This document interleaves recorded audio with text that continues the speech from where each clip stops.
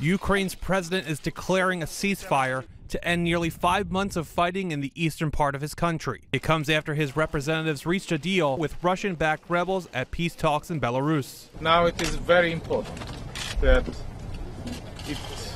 this ceasefire lasts long, and during this ceasefire we continue the political dialogue who can bring the peace and stability on Donbass.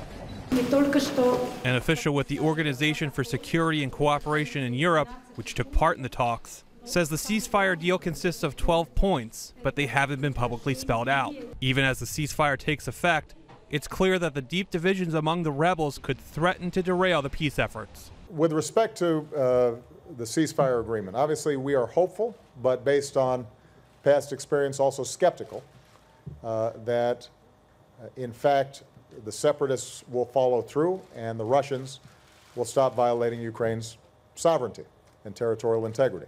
Just hours before ceasefire talks began, heavy shelling resounded on the outskirts of a key Ukrainian port as Russian-backed rebels pressed their southeast offensive.